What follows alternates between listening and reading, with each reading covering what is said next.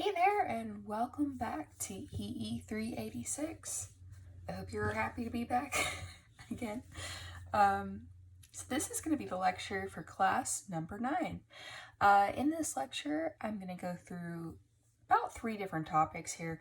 The first one is going to be the new material that is before the midterm, and that's going to have to do with block diagrams and block algebra. And really what we're going to do is 2 main concepts. First, combining the blocks and simplifying a diagram. Well, we're going to talk about what it is first, of course. And then secondly, we're going to talk about the transfer function.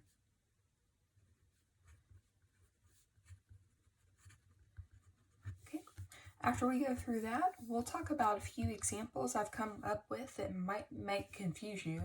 Something that maybe I could ask on a quiz or exam, and we'll go through that and how to proceed. And then finally, we'll just spend some time reviewing for the midterm. Roughly, I'm going to estimate that's going to be about half the lecture right there. Okay, so talking about block diagrams. Oh, and for this review for the midterm, you will have a list of topics uploaded on Canvas that you'll be able to access. It'll have 2 pages for you as a PDF, and although it's barely 2 pages. So really just concepts and definitions. So we'll go through this, and then different design techniques and things relating to procedures over on the other column and the back. Okay, so everything you need to know will be on here. Of course, if you are taking this test over Canvas, then you can have access to a calculator and other things like that. But really, the work and the procedure is where most of that comes from, most of the points, that is. So that's what to know. That's you're going to need to know that. A calculator won't save you here. Yeah. So let's get started going through block diagrams. Okay. So really, we have talked about math flow diagrams before. We know what those are. So really, these represent more what the system is doing structure-wise, but it's in further detail. So really more component-wise. That gives us the picture of what's going on with our whole system.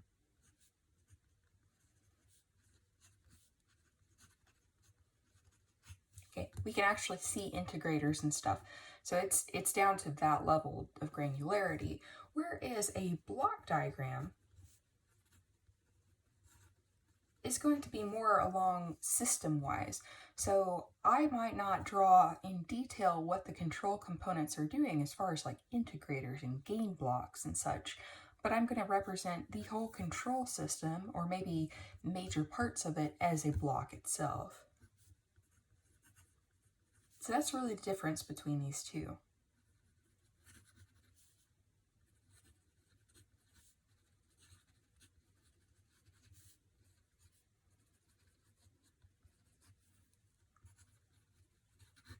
Okay, so just a real quick illustration of that. Let's say we have our familiar control that we've been talking about before. We have say like a K1 E dot. I'm going to put error in there.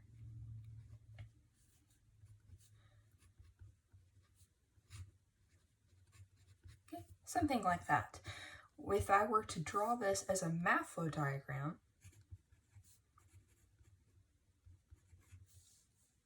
I would start here. It's already in the form that we want to work with because we are drawing U. Important to note that you may for the phase variable technique, you may think, oh, okay, this is actually a first order derivative right here. So don't I want this on this side?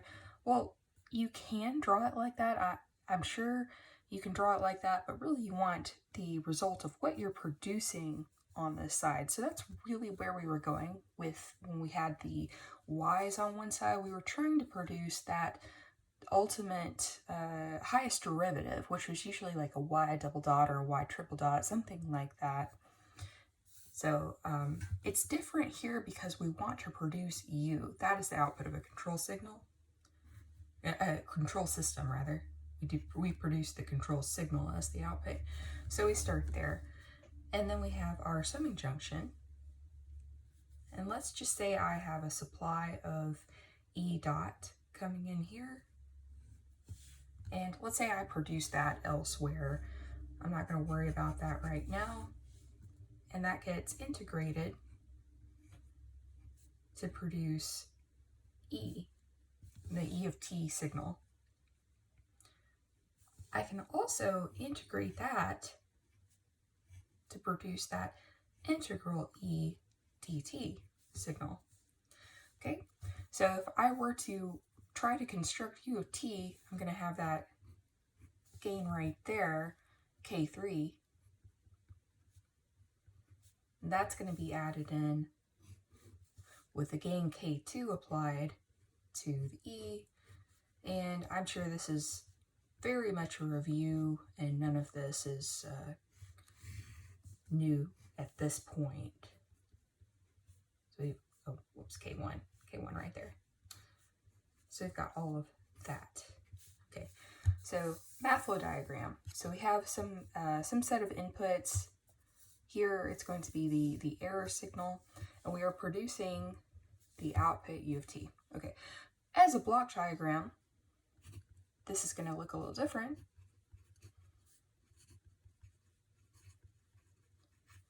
I can say that I'm going to have my control,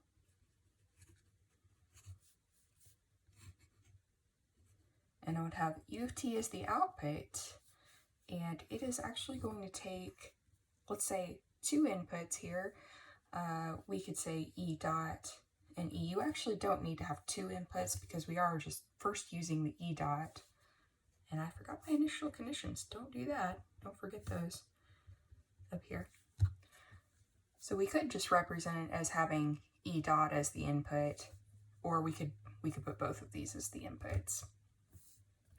And since we're producing the integral of E right here, I'm going to leave that one out. But as a block diagram, basically you just represent the inputs and the outputs and then represent the process right there. So it doesn't show in detail. Why is this useful? Well, you can view at a higher level the overall system structure. If you have a very complicated system, this might be really easy to look at and then get an idea of what's going on. Now, you'll notice that we actually had a block diagram that we've referred to continuously throughout this course so far, which has the reference input, and then we had our feedback. We had a plus and a minus because we're using negative feedback here. And we had our control.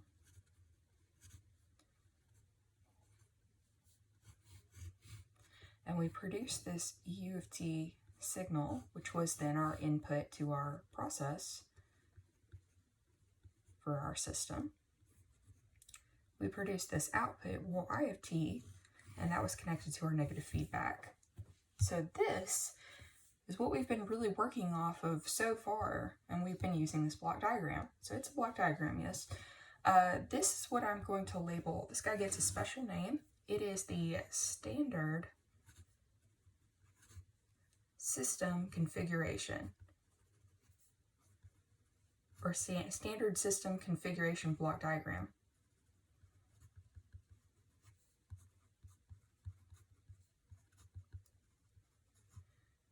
In our problems going forward, and well, really, so far we've used only this, but really going forward, we're going to use this about like 95% of the time. Most of the time we will be using a standard system configuration. And if you ever need to refer to a system, if you ever need the information of a block diagram for your system and one is not given to you, you can always assume that the standard system configuration is the one that's being referenced for your problem. If one is supposed to be given and you need it, I will give you it, give you the different system configuration if I want you to use a different one. But most of the time we're going to use this guy. And of course we can go ahead and label that, since we know that this is the error signal. We take error as the input to our control. So look, really, this guy is really just placed right here. And this one, we can say this one may be optional.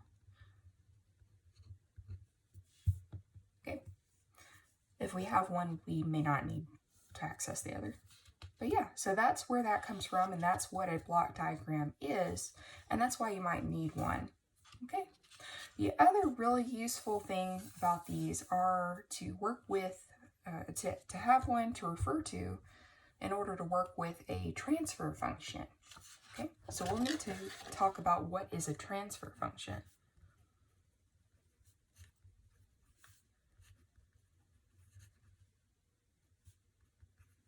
Okay, so a few things about a transfer function. One, we are going to be working in the Laplace domain.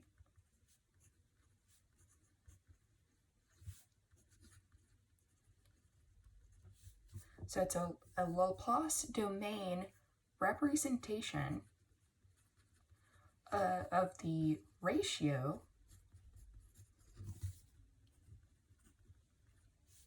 of the output over the input for any given system.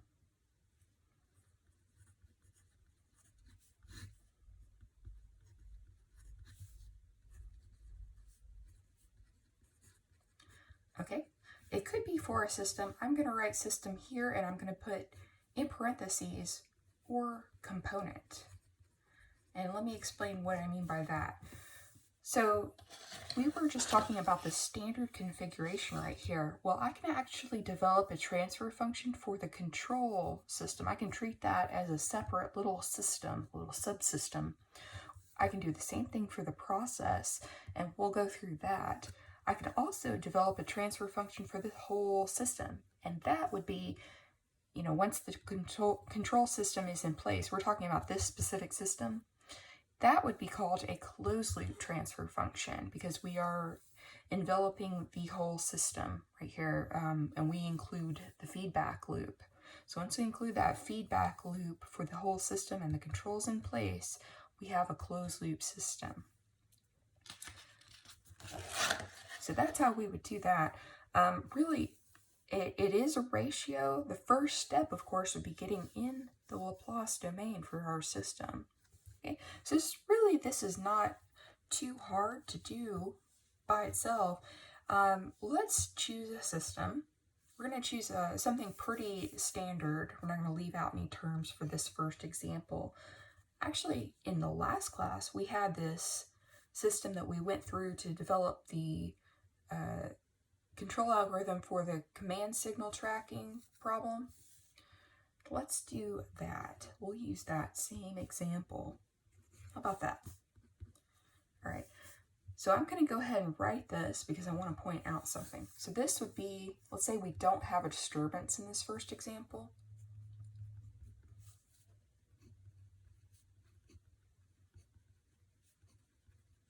Of course, we'll do an example with one in a moment. All right, so the first thing you would want to do with this, if I were looking at this system right here, note that this represents the process. Of course, this is the natural system. We don't have a disturbance. We see that we have that 0 over there. And if we're thinking in terms of like aerodynamics, the first thing we would want to do is put in our control, right? We'd want to take the natural system and want to form the controlled system. So again, with transfer functions, you also want to follow that procedure.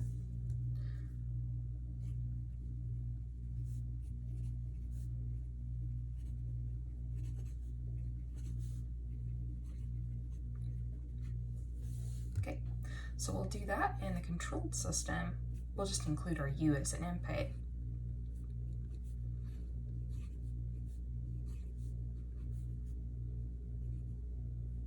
Okay, so this is still a U of t. We're still in the time domain so far. Okay, so we are going to form the Laplace variation of this. So just translate this over to Laplace domain. So this is going to be way easier than in your math classes. You note that when you're normally transferring over to the Laplace domain, you would perform an integral. You would take in consideration the endpoint initial conditions. Okay, you'd have to evaluate that, and that would be the completed transfer. But here, we're going to agree that our initial conditions will always be 0 when we do that. So we'll just make that note.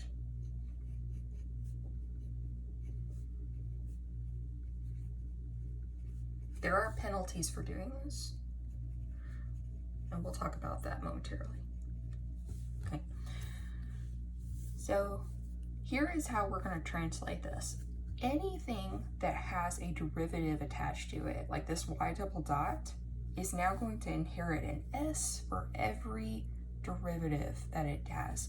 So here, s is equivalent to a d dt here. And likewise, 1 over s is equivalent about to an integral dt. So we're just really making that translation here.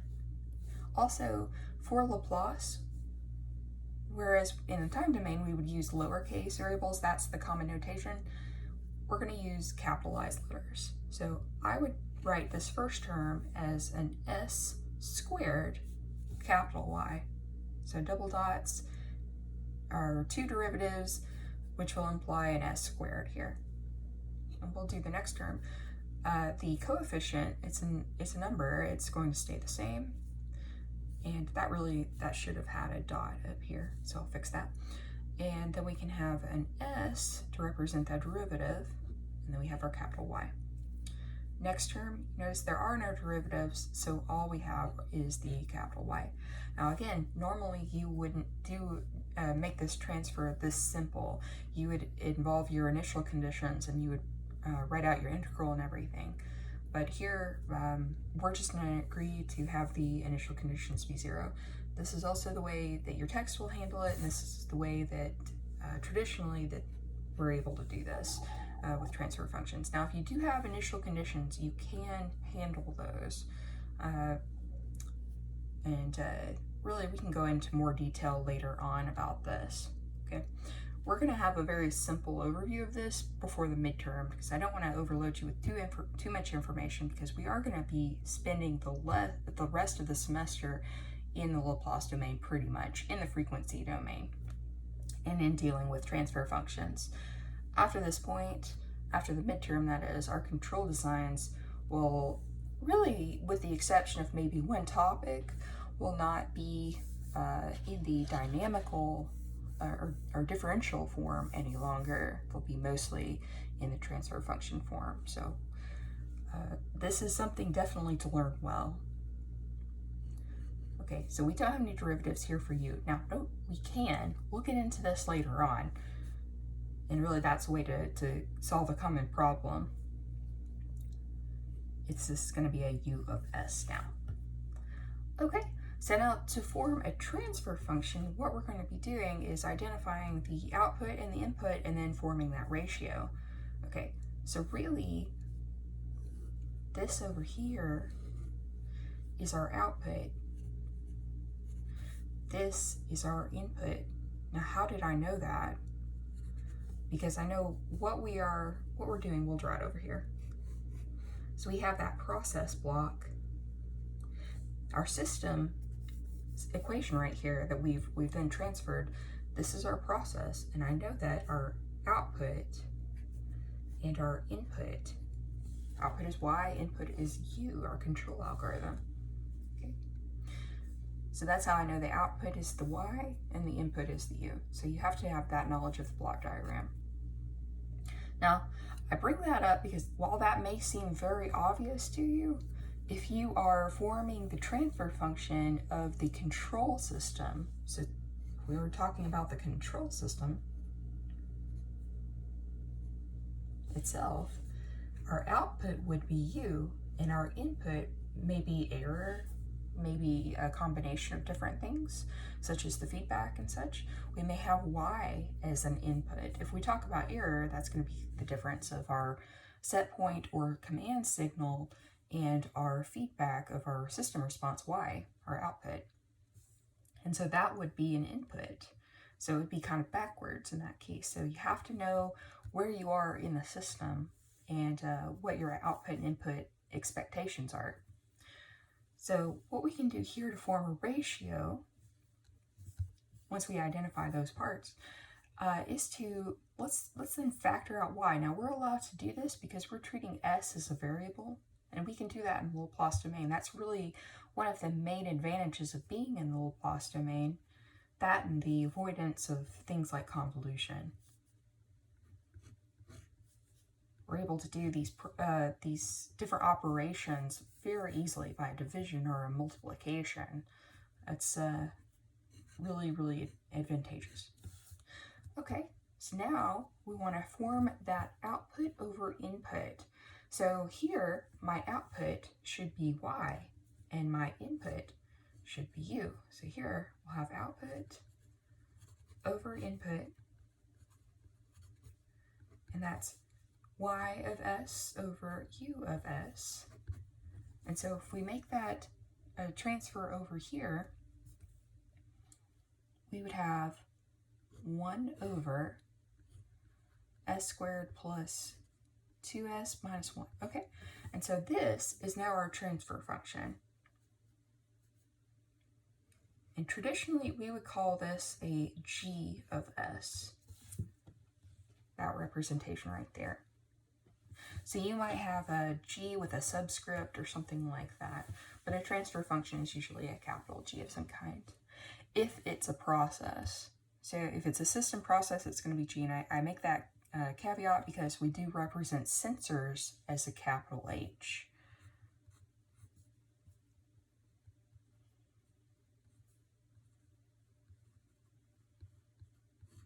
Okay.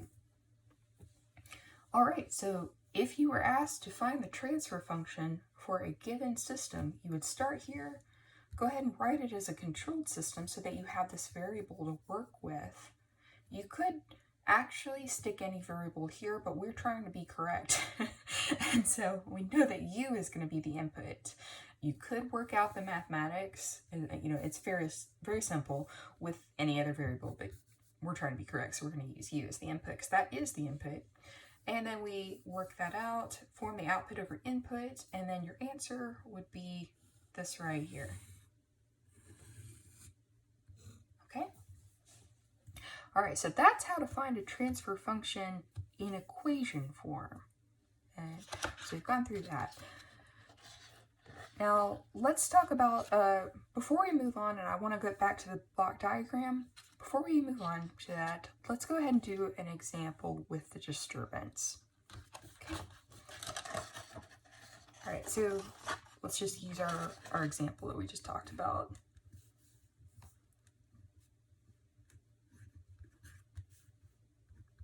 Okay, so we now have this situation. Now, I'm not really going to worry about the structure of this guy. I just want to show you how to form the transfer function. Okay, so what we're going to do, same step as before.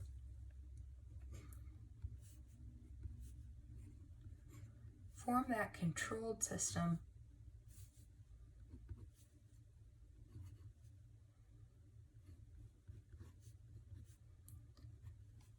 And I accidentally wrote in capital U.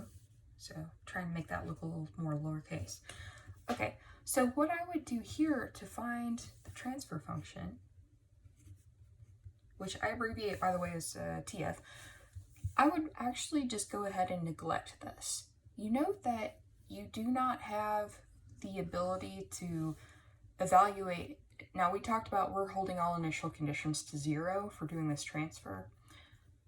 We don't have the ability to evaluate this, and we know that it is an unknown input. We might know an idea of the structure, but we're going to kind of set this aside for now, and we will add it into our diagram later. Okay, what I'm really interested in is how to develop the process. Now, if we refer back, so this isn't going away. I'm going to show you what I'm going to do with it.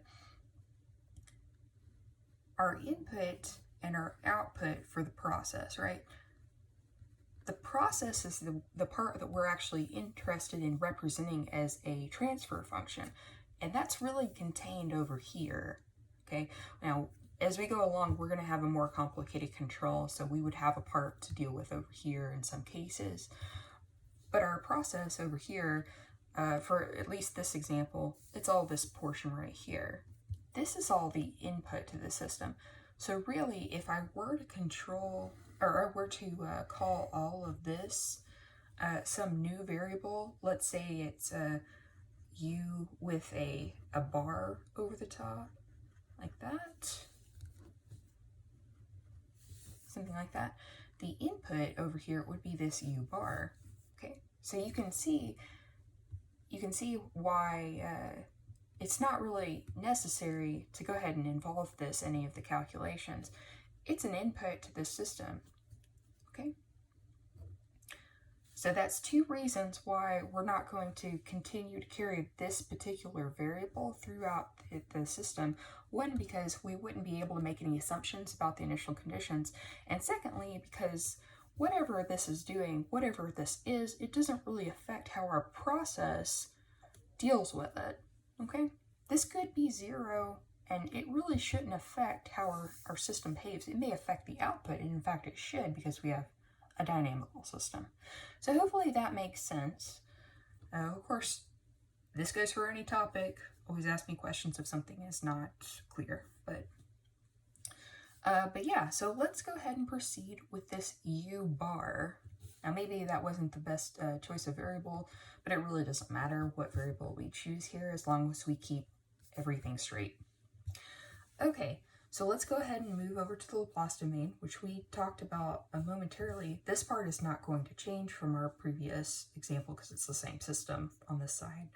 So we have an s squared, capital Y, plus 2 capital Y, with that s right there. Here I didn't forget to write that dot, so that's good. Capital Y, and then we have our u bar, which is an of s. Okay, and all of these are really of s as well. I just didn't write the variable right there, but we know that. Okay, so if we factor these out and do the same procedure as before, we have that s squared plus 2s minus 1, and we factor out that y of s, and then again we still have our u bar over here on the other side, and we form our g of s ratio, that is output over input, excuse me, knowing that this is our output and this is our input because we refer to our diagram, then we have 1 over s squared plus 2s minus 1. Okay, and that is our representation of this, sorry, I wrote that on the top for some reason, y of s over u bar. Okay, so you can kind of think about this as I am dividing through this side by the u bar, and I'm dividing through this side by the s squared minus, or plus 2s minus 1 term. So this goes over here and it becomes that ratio that we see right here. Okay, so then let's say we go back up here to our process, and now I know that g of s is really the transfer function here. So I've got my y right here, and then I've got, now thinking back to this is our total input, we've got that u signal, we've got our disturbance signal, and these are added together. So this is my input, and it's going through this process right here, and this is exactly the same as that u bar. These are just added together. And then we've got our output here. So we've discovered this transfer function. Okay? All right. Now we could have, say, multiple disturbances in here. We would take the same approach. Multiple pieces to the control. Same approach. Say we even had for some reason we wanted to design a control that had the derivative of itself involved in here, which we will do later. We would just represent that with an s, and we would have an extra term to move over. Okay, so the other part, now that we've got the transfer function the differential part under control. We understand that so far.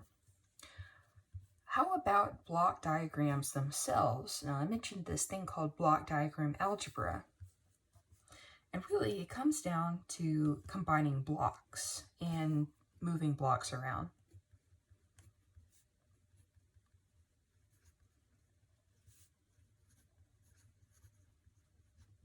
Okay, so there is a chart in your text, no matter what version you have, where it kind of runs through a bunch of simple cases for this. And that should be under whatever section talks about transfer functions, the introduction to that. But basically what's going to happen, and we'll follow the same procedure for all of this. Let's say we have two blocks in series. So we're going to call this G1 and G2. Okay, so I've got an output and I've got an input. And we'll call the output Y. We'll call the input X for this. And I probably should have used the X variable before. That would have been nice. So your procedure for combining blocks and getting a simplified representation is always going to be the same. It's a very clearly defined procedure where we just take our initial representation, so this is our problem right here, and we want to go through and label any lines that are not labeled. And by a line, I mean a signal line, like this one right here in the center that's not labeled. So label all of the lines. The second part will be to write out those equations for those lines. I call those the line equations.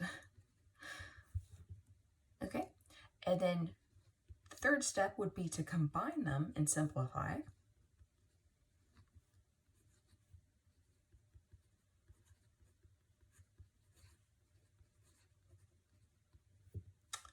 And then our fourth step would be to form the output, let's say output over input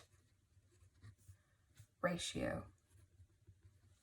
And that is your transfer function. Okay, so let's say you had this giant block diagram right here, and all you really wanted to do, you weren't wanting to combine everything and simplify everything. You just wanted to combine two blocks. You could also use this procedure in that isolated area as we're doing here. Let's say that we have this huge diagram around it. If we wanted to just combine these two blocks, we could still use this procedure to do that. So let's show this here. Okay, so I have this labeled. This line right here is Y. So we're on step 1. We have this line too. We need to label this guy. So I'm going to call this X1. Okay, we'll write out the line equations. So the way to do this is to take the output right here, and I like to work backwards. You can do this anyway, but I find that if you work backwards and towards the input, you're going to kind of cover everything. So we can write out the equation as Y equals, now this is going to be something we consider as a process block. So you have that input, but it's acted on by this process. So X1 goes through G2 and it becomes Y. So Y is our output. That should be on the left-hand side then. And then our input is this X1. So X1 is going to be over here, but it's going to go through G2. So G2 process acting on X1. Okay? We're going to repeat this technique over on this section. So we have X1 as an output of the X input through G1. So we'll have G1 acting on X. Okay? And you should have as many equations as you need to cover the entire system here. So it's not that you have one equation per line, because you can see that we have 3 lines up here. But really, you should have the output of the whole system block, that we're talking about involved in the equation somewhere. You should have the input involved somewhere, which we do. We have both of those conditions met, input and output of the whole system. And you should have every variable involved somewhere. So we have x1 involved, okay? It's completely possible to leave out an equation and then have to remember and come back to it, okay? So just be really careful and make sure, you might want to, at this point, now obviously we have a very trivial system, you might want to go through the system and make sure that you've covered every equation and every line that needs an equation, okay? All right, so our next step would be to combine and simplify the equations. Here, we would just make a direct substitution of the x1 up into this top equation, and we could write out y equals g2 times g1x, okay? Now, your resulting equation, this is where you can check yourself and make sure that you've got everything covered. You should have the output and the input of all the combination and simplification. You should have output and input represented in that resulting equation. Okay, and really there shouldn't be anything else at that point. Okay, so we've got that. We can very easily go to step 4 and form that output over input. Now, I need to identify my outputs and inputs. Usually it's y is the output, but not always. We talked about a case about that. Output and input. So I need to form y over x, output over input.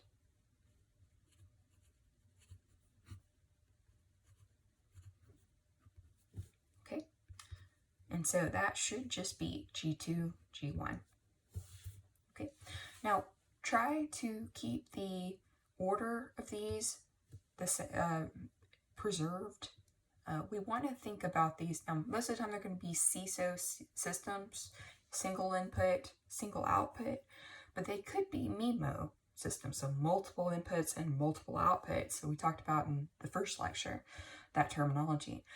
If that is the case, these are matrices, which we all know G1 times G2 is not the same as G2 times G1, not necessarily anyway.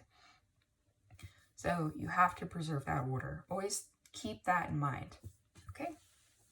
All right, so that would be your transfer function.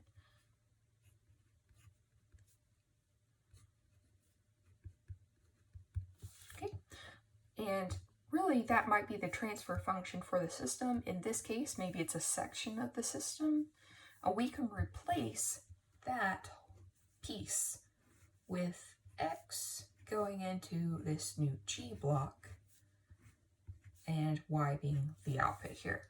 So we've actually replaced all that middle section with a single block. Okay, so we're going through this kind of slowly because we're just learning it for the first time. Obviously, you could probably eyeball that and combine them and think, oh, okay, well, that's not that big a deal. But it's very important to follow this procedure because things are not this simple usually. Okay, let's talk about another case where we have a parallel system. All right, so we have this going into a, let's say this is now our G1 block, and then we have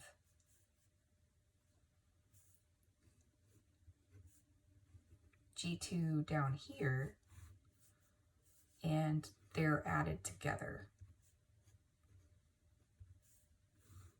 And then the output of that is our y. Okay, so this is going to be another example. All right, so let's follow our same procedure here and label all the lines. Now, do I need to label this one? I don't, because x is both this line and it's this line. This is a node, these are connected, so this whole, all of these arrows, this is all x. The only things that I really need to label, or I could label, are this line right here and this line right here. So we'll go ahead and label those. We'll call this x1 and x2. Okay, let's write out our line equations now. So here we have y. I'm going to start from the output again. Y equals these two components being added together. So it's really x1 plus x2. Y is the output of the summing junction, and the two things being summed together are x1 and x2. So that's where that equation came from. All right, so now we can write the equation for x1 and x2. x1 is, if we use our technique that we learned up here, x1 is the output of this G1 block, and the input to it is x. So x1 equals x being operated on by G1. Okay, so the process will go first, by the way. All right, so we've got x2 now. x2 is, again, x being operated on by G2. Okay, now let's double check and make sure there are no other equations we need to write. So once we get past this point, this is all covered here. So there's really nothing else involved. We have both our input variable involved in places and our output variable. Okay, so we can now, and we have all line equation variables involved. x1 and x2 are involved. So everything should be covered. That's just a real quick check. We can verify once we do our simplification if we can end up with a form kind of like this where you have just our input and output variables. So let's start by combining here. We'll make a substitution of the x1. So that's G1x, we're putting in place of x1. And then for substituting for x2, we have G2x by this last equation. Okay, so now let's go ahead and simplify it and get it in this term right here. So output is y, input is x, and it looks like we've got our form that we recognize having just the input and the output. So we can factor out, or rather factor out x. That'll be the right way to say it. Right there. Okay, so now let's form our output over input, which is y over x again, which means that we've got G1 plus G2 on the right-hand side. And that would be our transfer function. So that's our g of s right there. That is our transfer function. Okay, so that means that we can replace this whole section right here with this block g of s, which has this transfer function right here. So we can redraw this as x, and then we say g. We can either label this as just the g and have our equation present, or we could label it as g1 plus g2. So I'm going to go ahead and write the equation within the block.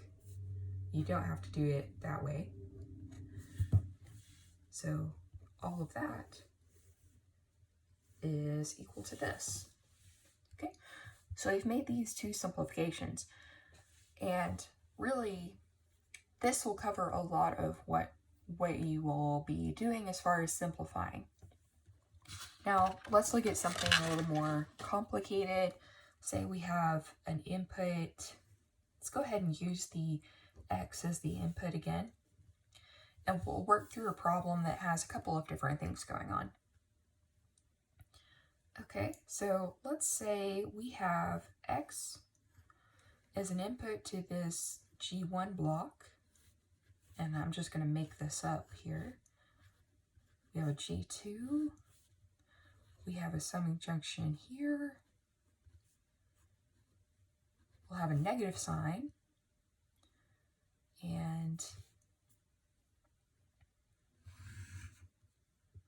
let's say, let's actually put another block right here. We'll do G3 right here. So this is still a pretty simple system, but it combines a few things, and we can't just eyeball it and see what that's going to be. All right, so let's work through this using our procedure that we learned. So first, labeling the lines. I can see that I've got this line labeled. I've got this line labeled, which also labels this line. I need this line, and this line to all be labeled. So we'll call that x1, x2, and x3. And you can use any variables you like, by the way. I'm just trying to keep it simple here, and that seems simple to me in the moment. All right, so let's write out our equations. We have y equals x2, just from this summing junction. Y is the output of this summing junction, and we have these two components coming into it. x2 is added, and x3 is subtracted. So that should be our equation for y. Okay. Now for x2, we have this next equation. We'll do this one next. It has the input of x1 being operated on by g2. So we should have an input of x1 being operated on by this process g2. Okay, same kind of idea for x3. We have the process as g3 and it's operating on our input x. And let's go back up here to x1 and we'll do that one. And so we have the process as g1 and the input is x again. Almost wrote x1 again. That would have been wrong. Okay, so now the step is to combine all of these. Now don't worry if this takes you multiple steps. It usually should, and you want to make sure you don't miss a sign if you can at all help it. This is one thing once you get to the transfer function at the end, unless you know what that is, and unless you go back and check very thoroughly, it may not be obvious that you have a sign error, and there's not really a good way to go from here to there at the end with the transfer function result and say, oh yeah, I missed an error, without going back through all of your steps. So be very careful. So here we have y, and I'm going to make the direct substitution of this x2. So I'm going to do this in probably about 2 steps. So we'll have x2 is g2 times x1 right here. So I have g2 times x1. And then I'm going to subtract the x3 term, which is going to be g3 times x. So I'm not done yet because I have an x1 term, and I only want in my resulting equation to have my input term y, my output term y, and my input term x. So I've got that here, but I have this x1. I can't proceed without getting rid of that. And so we can do that through substitution here. And now g2 times g1 times x. So we made that substitution of x1. We'll have g3 times x. Okay.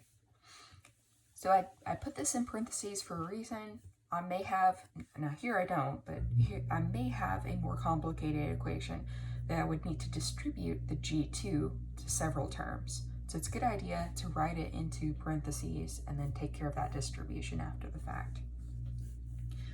Okay, so just simplifying this, we can write out g2, g1, and then minus g3 and x factored out just like that. Now we want to write our output over input. So g of s equals output over input. And that is equal to y over x, which is then equal to g2, g1 minus g3. And again, these are typically of s. And I'm not writing that just for both time and space, but you'll note these are transfer functions in the Laplace domain. So this is a function of s, Laplace variable. So typically it is all represented like that. Okay, so our transfer function for this would be g2 times g1 minus g3.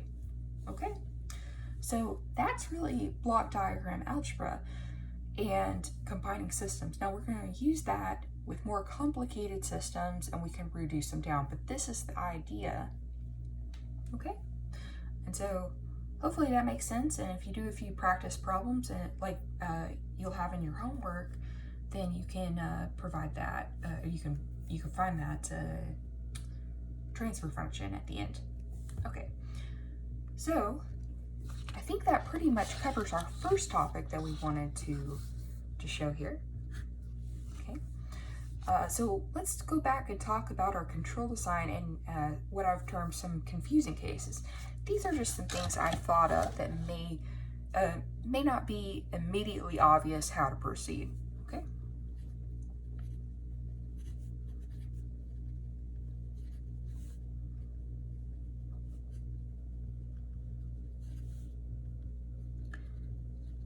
Okay, so let's say, first of all, that we have a system. Let's say we'll use our usual example, that 2y dot equals, let's see, example, we're going to have this disturbance here. We're going to call that W1. And we'll have the second disturbance here. And maybe we even have a third disturbance. Okay. All right, so let's talk about like a scenario where this would happen. So there are plenty of real life scenarios, but I thought of one that I think is kind of funny. Again, the hardest part of this class is my humor, so bear with me. All right, so we've got our rocket. Say we've got a rocket like this. Okay, so he hasn't launched yet at this stage.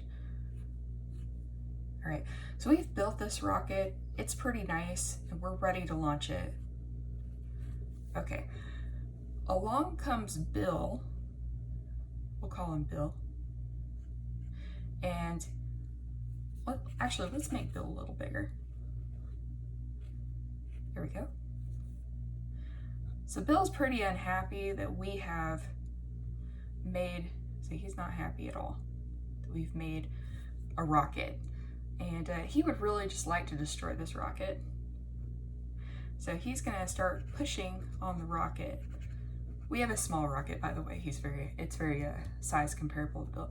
So W1 is gonna be Bill's effort to push the rocket.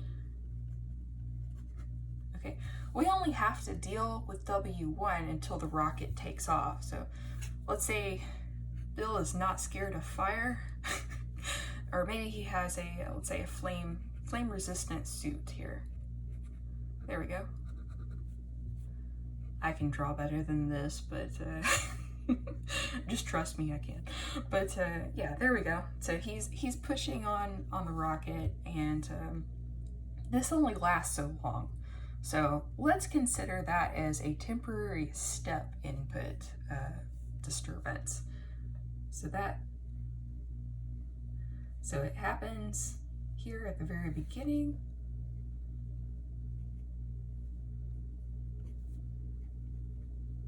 And then at some point t after launch, say that's a certain t1 here, this goes down to 0 because Bill can no longer reach the rocket. So here we have this second stage where the rocket is launching.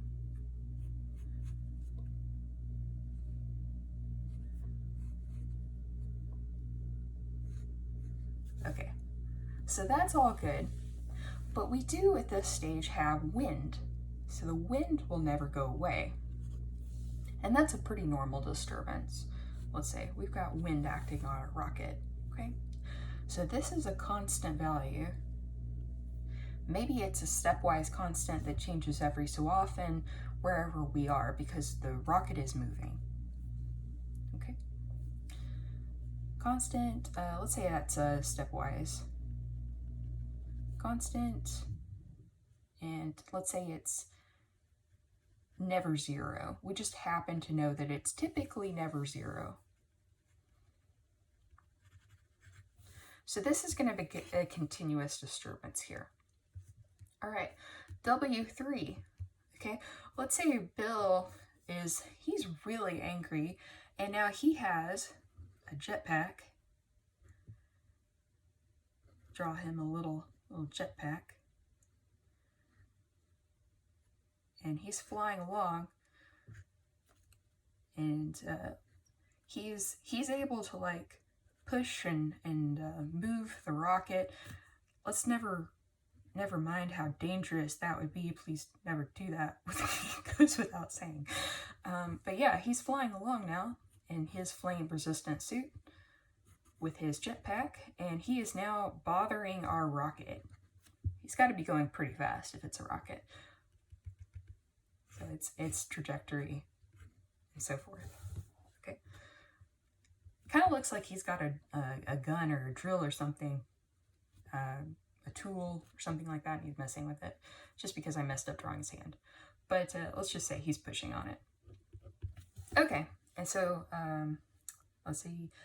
This is now a push rocket, and at different times, Bill gets a better grip on the rocket, and he can push it more, he can move it, and he's trying to just push it off, of course. So he's kind of similar to the wind in that respect, but let's call Bill's effort a ramp. So he's got increased force in some cases, and it decreases in other cases. So it is also, let's say, a stepwise ramp. So it can change at different points. Actually, this is probably more along the lines of a polynomial, where it would be sinusoidal, or rather not sinusoidal, have a squared term in it. So, but let's just go ahead and, I already wrote stepwise ramp, so we'll go along with that. Something like that. Okay. So yeah, this is a crazy example, and it's meant to be funny. But the main idea is we have these 3 different disturbances. We happen to know the structure. We don't know how hard Bill is ever going to push in this case. Probably not very hard if he's a person pushing on a rocket. You know, that's trivial. But we would not really necessarily need to handle these differently. If we know they're there, yes, there are 3 different disturbances, but does that mean I need to design 3 different controls for these? No, not necessarily. Let's just group these into one super disturbance. We'll call that WS for super disturbance, and it is really all 3 of these together. And now I need to inherit the behavior of all of these together. So we're going to represent whatever that initial stepwise disturbance is. We'll call that CW1 for disturbance 1. And then we'll have this wind, which we said with the structure would be a stepwise constant, but never 0 typically. This information it may be good to know. Whereas maybe if our problem were just W1, that this goes to 0 at some point, if that's it, maybe I can just adjust for this at a certain time span, and then I don't have to worry about it anymore. So I expect to have no control action needed for this later. For this one, this is never going to go away, we said, so we're always going to have to adjust for it. So maybe that information is useful here, but knowing that I have a stepwise constant and knowing that usually it's 2 or usually it's 3, we're not designing for cases like that. I'm not going to bet money that it's going to be 2. I just happen to know it might be 2 sometimes. So maybe that's useful in some cases, but we're not going to design for that kind of thing. We're just going to say it's kind of extra information to you at this stage. We're going to design our control the same way for disturbance like this that we've always designed it. Okay, so don't get confused by that language. And then finally, we would have the behavior of this guy. So we'll have that C2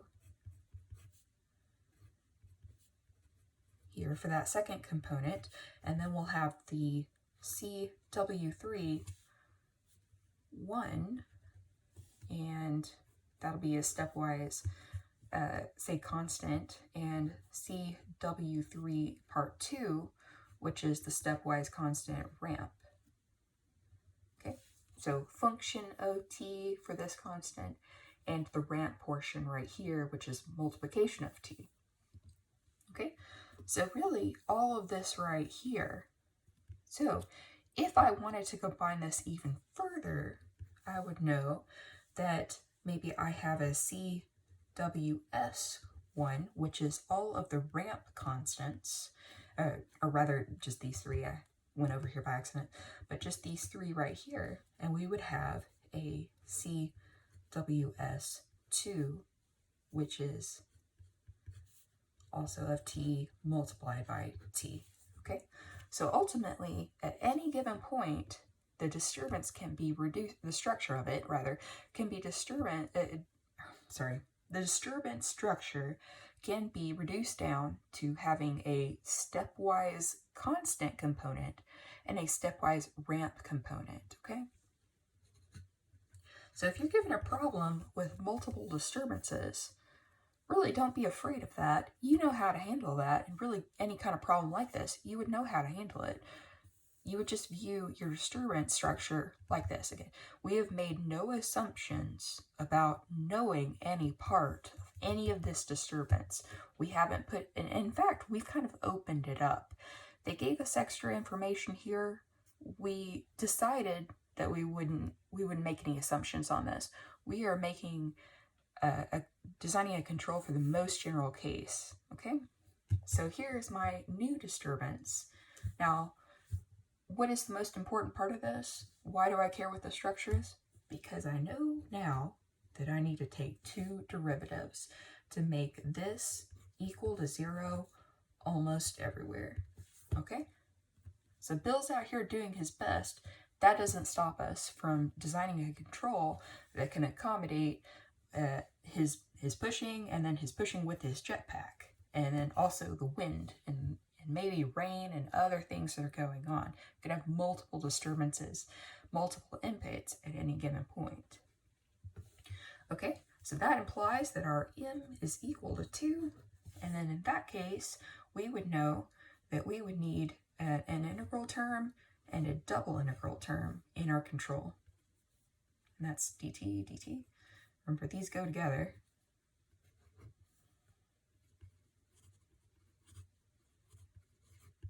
Okay, so we've designed the control for this in last lecture for a certain command signal tracking problem. So this really would follow that same technique. We did a bunch of examples in that last lecture, so I won't repeat that. But this is how you would handle that kind of a case. Okay, so don't be afraid of multiple disturbances. So we'll go ahead and label this multiple disturbances.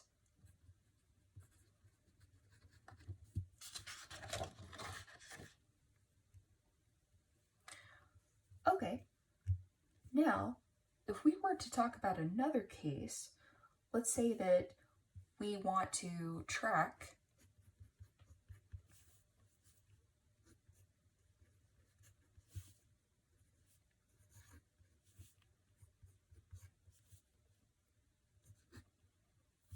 and we also would like to achieve a certain set point. Let's say that when the command signal has certain, let's say, dead zones, and in those cases we want to achieve a certain set point. Okay,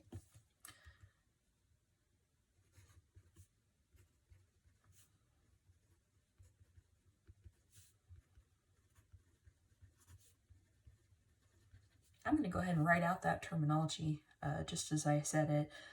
I don't know a better way to say that, but certain points where it goes to 0, and in those cases,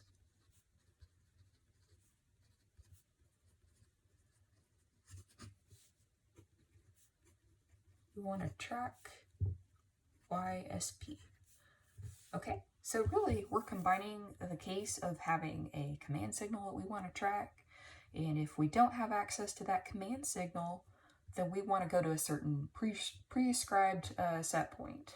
Okay, now again, we can kind of do a very similar thing that we did to visualize that disturbance. We took what we knew and we kind of digested it a little bit, and we came up with, well, really that just means our disturbance has this kind of structure overall.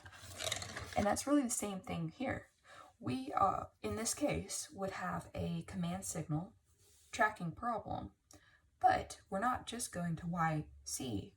We are going to a yc plus a y set point.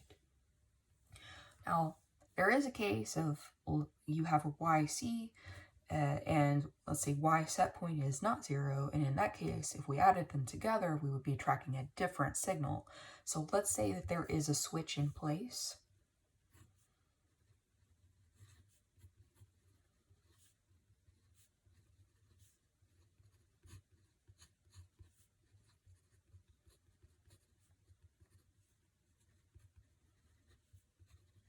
For that y set point. So if this is 0, then this turns on, and vice versa. Okay, that'll allow us to visualize the problem such that we have this new y command. Let's combine those variables.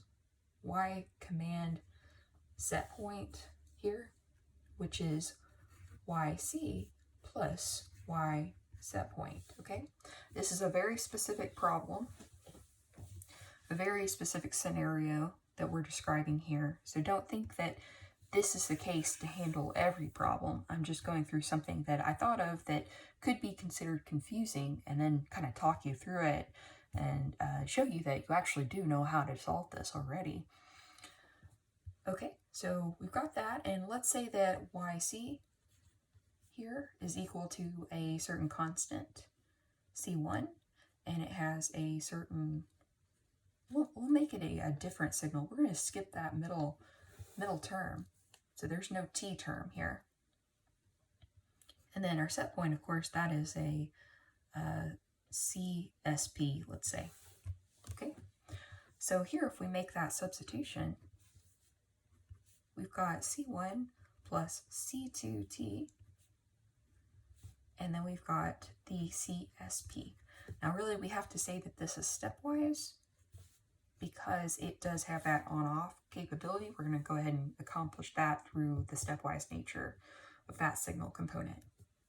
Okay, so this is really what we're tracking. We're going to be tracking this YCSP. Okay, so we would treat this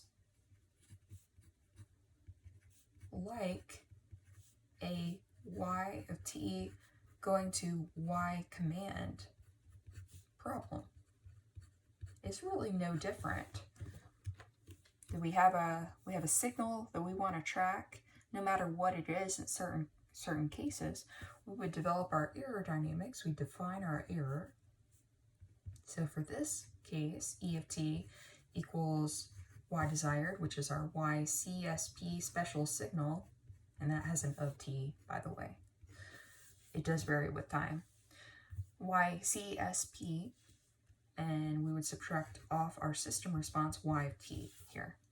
Okay, we would then proceed as normal. I didn't outline the system here, but no matter what that is, let's say, for example, system, let's say triple integrator, like that. We would then, of course, we write our controlled system, right? Just like that. Okay. We would go ahead and take our 3 derivatives here. We would develop our error dynamics by substitution or by the comparison method, whatever you like to use. And then we would design our control off of that. So same kind of procedure that we've been discussing so far. Really no different. Okay, we'll just take derivatives.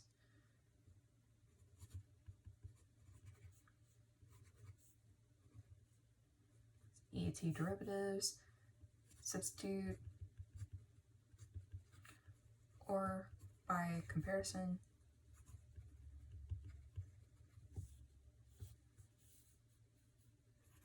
develop the error dynamics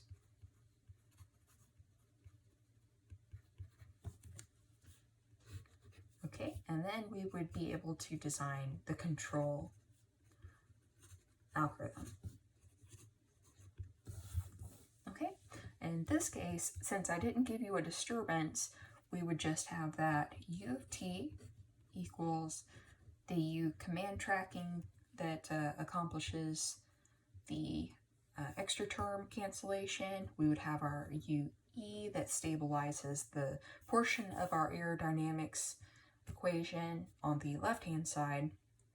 We would normally have a UD if we had a disturbance, but here we don't.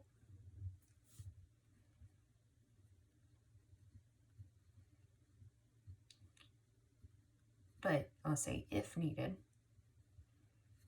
I'll write that really small, but if needed, we would have our disturbance accommodation part. Okay, so you really do know how to handle something like that. The trick is just writing it out and recognizing the pattern. Okay, but nothing too hard. Okay, so that's really the control cases that I came up with that were kind of confusing, and that shows you how to handle that. So now we're going to go through a review of the midterm and kind of go through the topic sheet. So again, this topic sheet will be on Canvas, and so I'm going to go through here in the terms that we've studied so far, and everything up to this point, up to this lecture, will be on the midterm. So that does include the block diagram portion that we've gone through at the very start of this lecture today. Okay, so we'll just start off with the definitions, and we'll just talk through these. Okay, so first of all, we were talking about control, so we know what a control is, what a control is there to accomplish. We talked through all of the definitions in the very first class. So the control is the mechanism that we're designing by for a given system. We're modifying the input of it and making that input the control. So we design this thing to take the process input and take the process output, and we're going to modify that input and thereby modify the output. Okay? All right, so for the formal definition, you can either see the class 1 or you can see your textbook, but I'm just kind of explaining what these are. Okay, a system is any kind of environment or scenario that we're dealing with. So we're representing these guys through differential equations, at least in this first part of the semester. It's going to be differential equations that we're dealing with. And we're working with those and evaluating the stability, designing a control to accomplish a certain behavior. Okay, but the system itself is just that representation of the environment. The system, the word by itself, is either the natural system or the controlled system. So I've got these terms down here as well. Natural system is the process itself, including anything that we did not put there. It does not include the control. If there's a disturbance, that's still part of the natural system. And I know we've outlined this many times through examples. But the controlled system is once we place that control in there, the system resulting there. That it includes the control, it includes any disturbances, anything like that. Disturbances are part of the natural system again, but they are also part of the controlled system. The process, the controller, all of that is part of the controlled system. Okay. All right, so plant is really another word for the process itself. This is typically used more in transfer function type terminology, but this is just pretty much another word for the process. The natural system part of the process, it exclusively refers to that. The plant is never a part that will include the controlled system. So typically you would see the plant in place of process, and you might see controller or actuator, something like that, that is our control mechanism. Okay? All right. Again, the plant, if you're dealing with transfer functions, it can be a matrix representation. If you're dealing with a MIMO system, multiple inputs, multiple outputs, and I really should have had that on here. So when you get this scan on Canvas, it will have MIMO and CISO. So know what those are and be able to give like an example of each of these. We talked through an example, I know, in either the first or second lecture. I think it was the first lecture. But be able to kind of explain what these are. All right. Disturbance. Disturbance is an input. It is unknown. It is unmeasurable. It's usually bad for the system. It's usually parasitic. And we can't do anything about it except accommodate it through a control. Okay? So it's an unwanted input to the system, and we don't have access to measure it. Examples of that are things like wind. If we're talking about a thermostat, something like maybe a window is open and the heat or the cooling from outside is going in, where we have a leak with an AC or something like that. Those are things right there that would be a disturbance. Again, with a rocket, you know, if we go back to Bill pushing on the rocket is not a typical disturbance, but I thought that was pretty funny myself. So, haha. But anyway, so if we talk about process, so process is basically the action of the system that is the natural system. Okay, process is analogous to that. Process as a word can also be applied to any subsystem. So we would have a control process, we would have an overall system process. In our lectures so far, when I talk about process, I have pretty much just meant the same thing as the plant, just the differential equation form of that. But just know that this can be used with if we say control process, that would just mean what is the controller doing? What is that equation? What is that control algorithm process? That would be the same thing there. Okay, so we've got control input, control signal. That is represented as U of t. We've talked about how to design that. And why is it there? It is there to modify the input to the system process or a system plant, to our environment, our scenario that we're seeking to control. Okay, so that signal is there. It's designed specifically to accomplish a certain purpose, which is to change our system output to a certain thing. Okay, and that may be several different things. We talked about stability, set point, regulation, and command signal tracking. Okay, so these are the main three, and then with any of these, we can also include a combination of a disturbance or multiple disturbances. Okay, control algorithm, we just pretty much covered that. U of t, we designed that for a specific purpose. It is the U of t representation. Okay, we haven't talked much about robots. We did talk about them in the first lecture, and I left those robot links for you that I usually show in class. But a robot is basically an entity that is controlled through a certain process. We've designed usually a bunch of controllers to make this usually mechanical entity move and do different things. Okay, so many examples of robots exist. Of course, my links only contain the fun ones, things like Boston Dynamics robots, Atlas, and stuff. But robots can be anything. If you think about like a vacuum cleaner, Roomba, that moves around by itself, that's a good robot. Things that are helpful, things that are in assembly lines and do things that are typically dangerous for humans, or require a lot of precision. LASIK eye surgery can be done by robots now. So yeah, linear system. We are dealing exclusively with linear systems in this class. That is a system that has only basically linear terms. So we are obeying the principles of superposition, where we can isolate a part of the system. And it also obeys time invariance if we consider LTI systems, and also additivity. Okay, and so basically for linear systems, we're talking about superposition and homogeneity. Okay, for LTI systems, we're talking about the linear systems plus the additivity and time invariance. Okay, so those principles right there. Okay, let me go ahead and write that out here.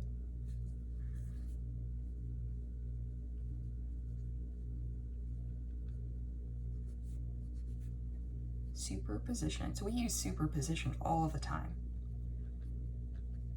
Basically, when we make the connection of U equals the different parts of U, we're using superposition there. An LTI system was the time invariance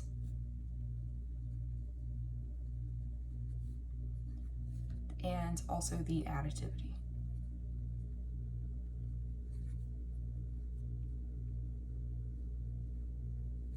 Okay, so this is a linear system plus these other things.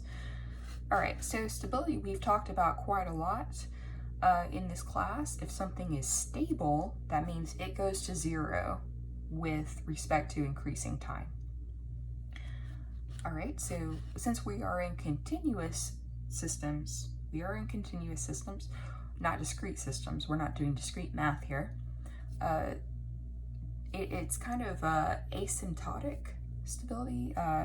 We're not taking a step and then saying, well, we'll be 0 at this step time, or within a certain error margin in this time.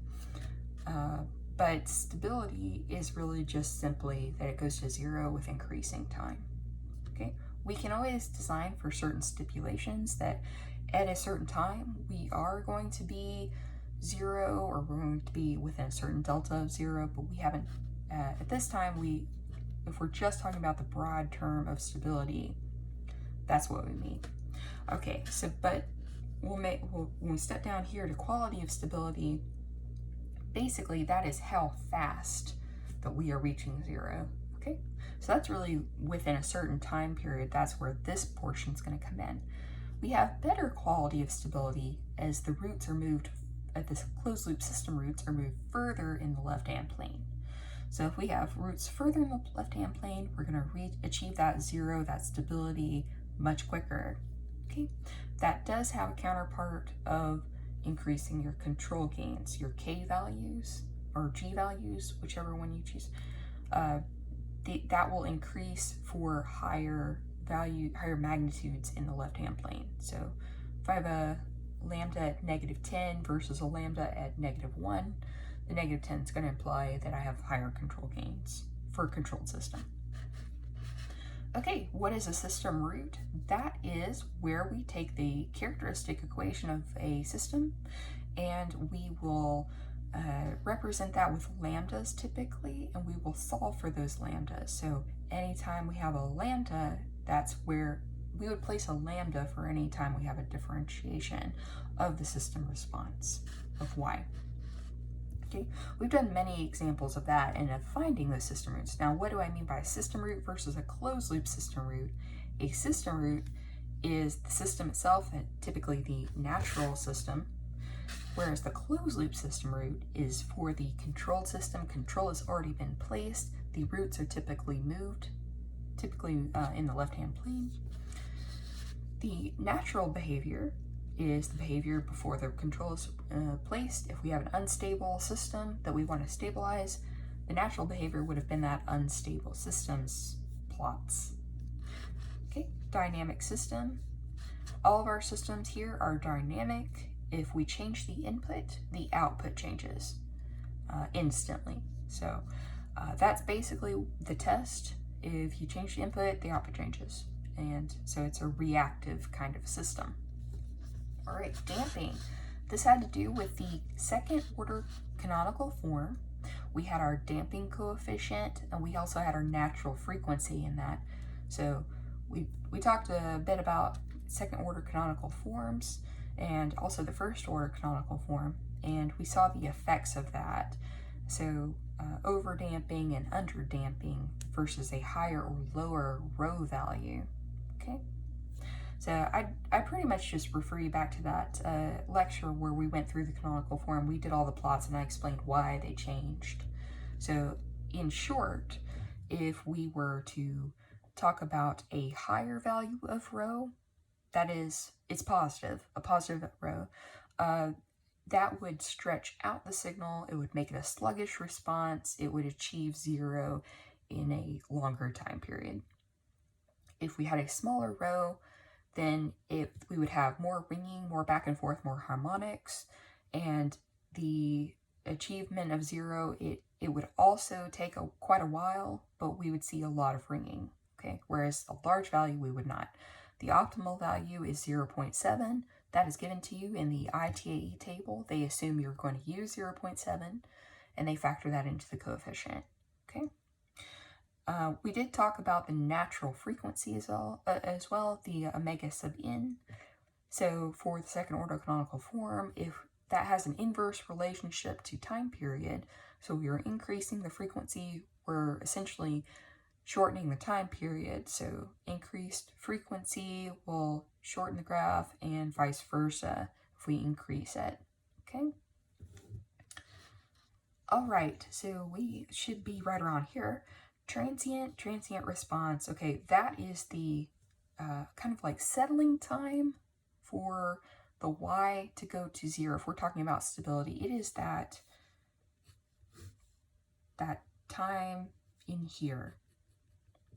Okay, that's the transient. So the transient response would then also refer to y of t as a whole.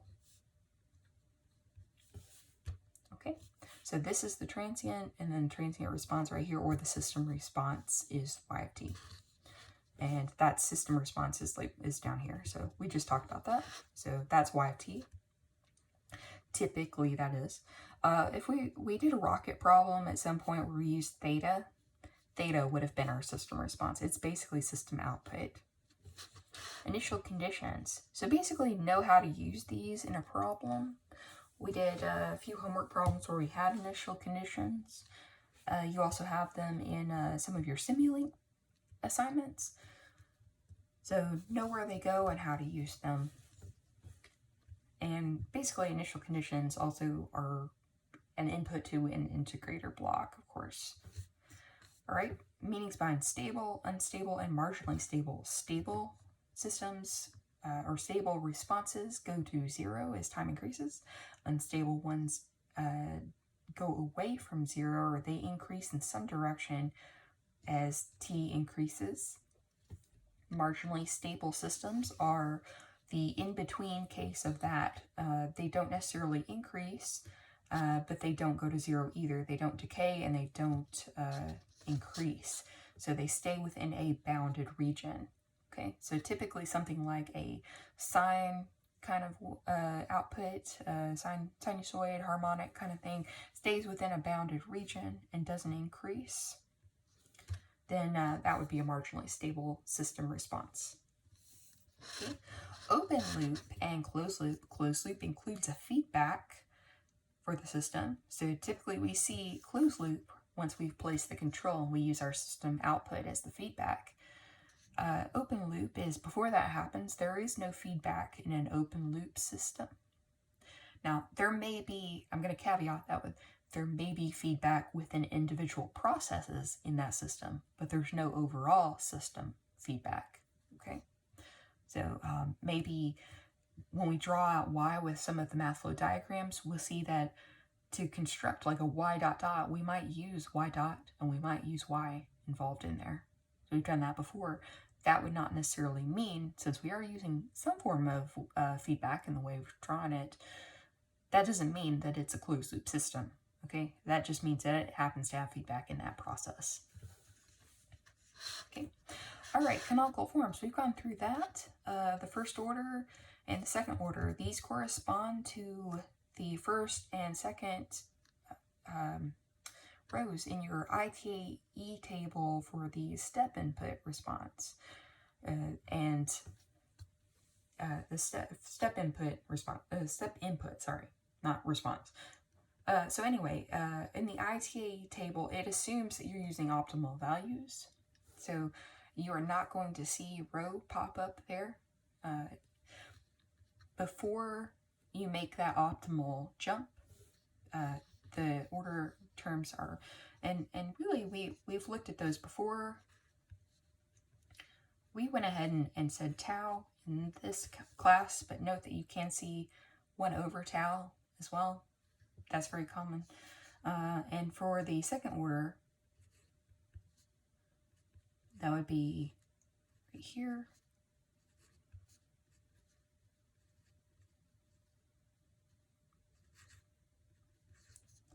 Okay, and that is the second order right there.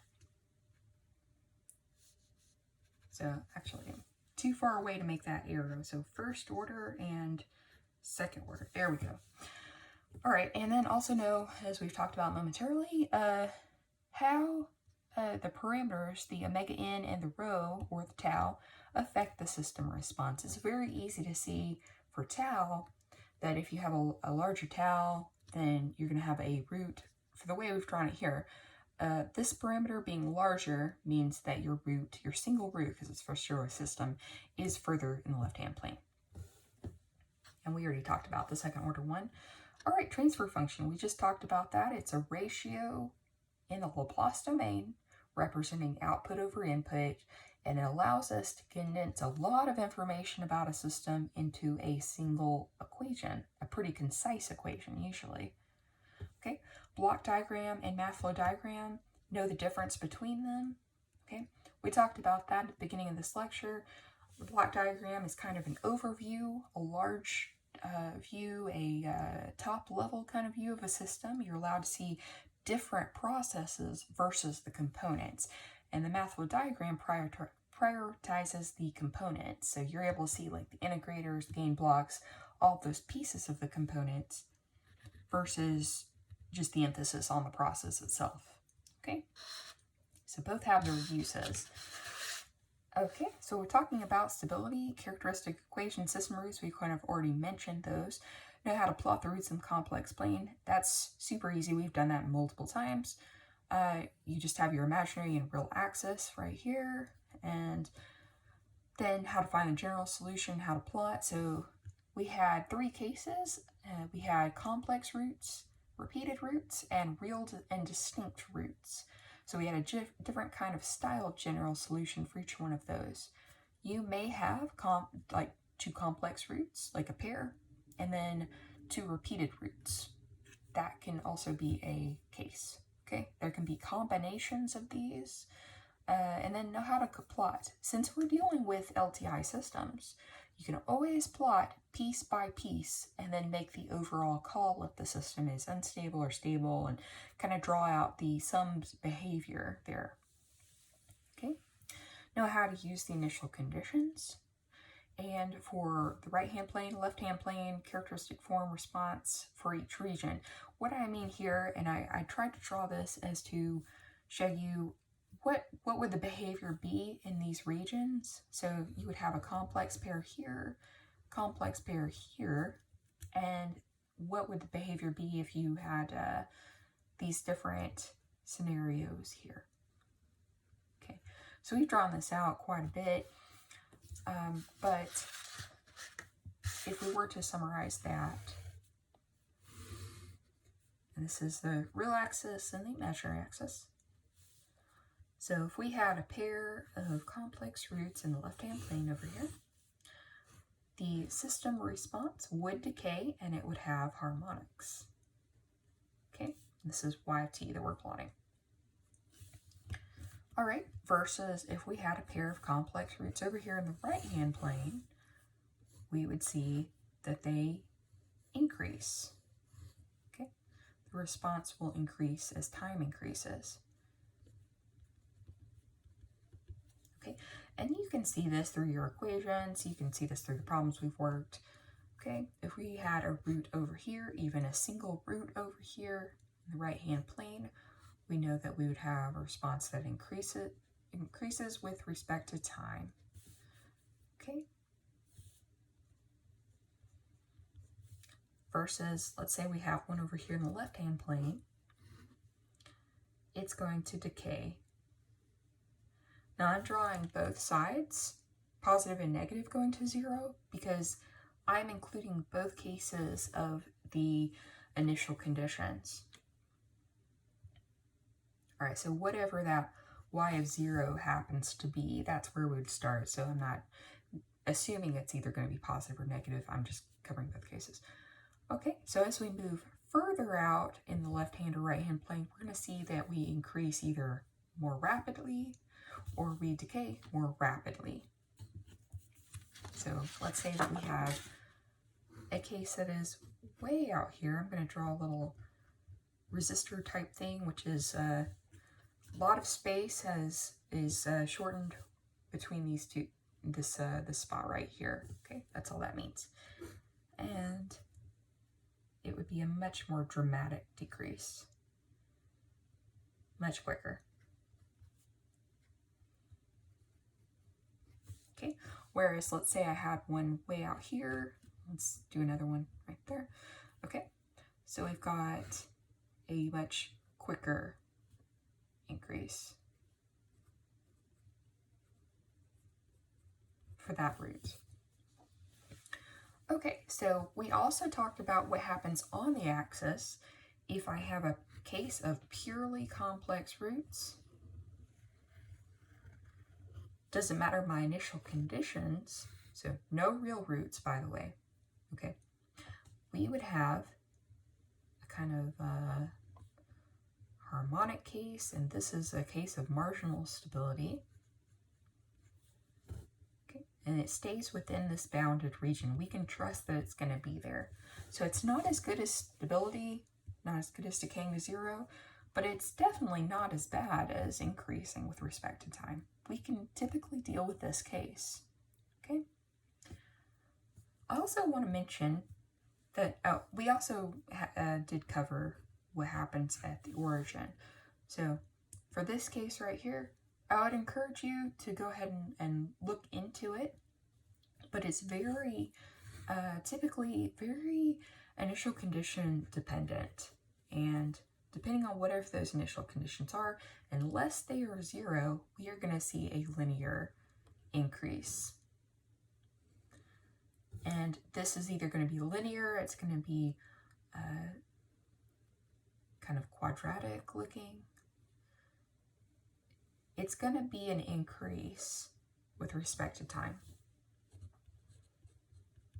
Okay.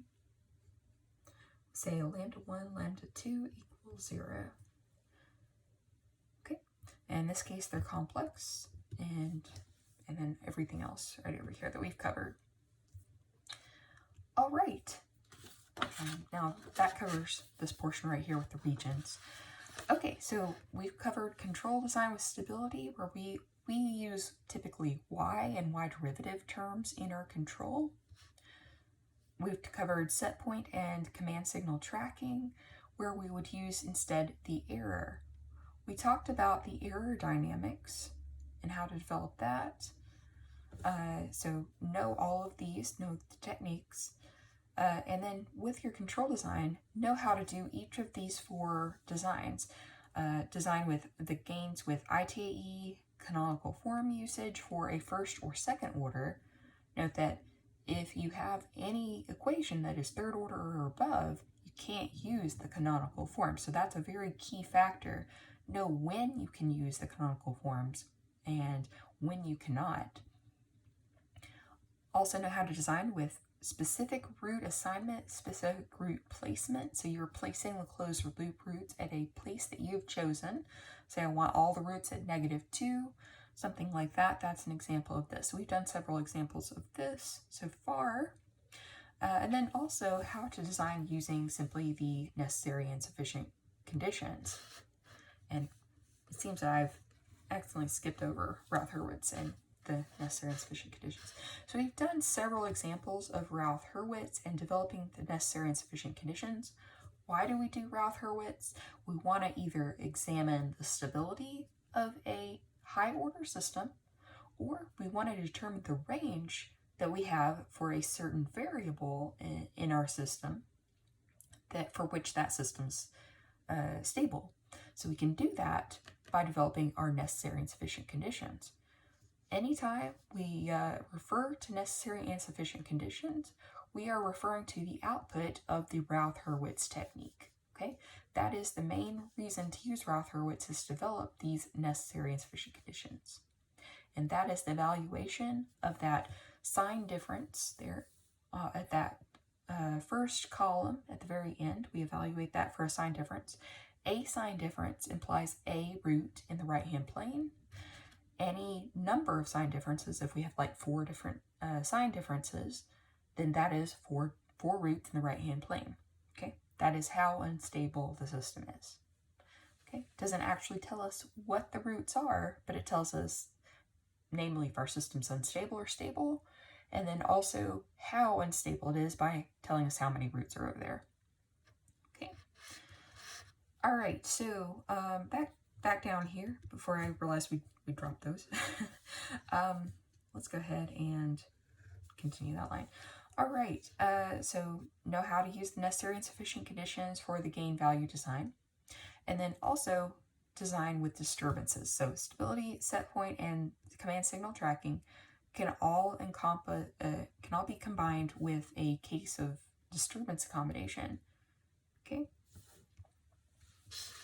All right, so of course, you know how to draw a math flow diagram using the technique that we refer to as phase variable technique only. We will learn a second technique very shortly in the second half of this semester called the Vannevar-Bush nested integration method. And students typically prefer that method, but don't do that on your midterm because we have not covered that yet. The process, control, and error representation in a math flow diagram. What do I mean by that? Well, I want you to know how to draw a math flow diagram that covers the natural system. It may include a disturbance, and that is really the process part. How to draw the control subsystem. We did an example of that at the very beginning of this lecture. And then the error representation. So in last lecture, we did draw a few math flow diagrams that included the error, included a command signal, and how to find the error, how to develop that in the math flow diagram. So I would expect you to know how to draw all of that in different cases.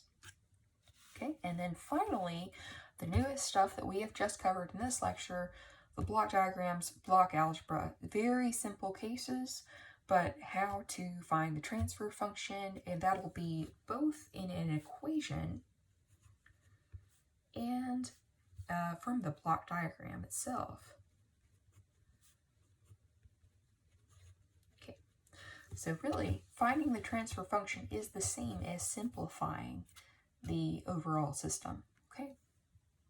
That is getting that ultimate G of S that we replaced the other pieces of the system with. Okay, so that pretty much covers everything.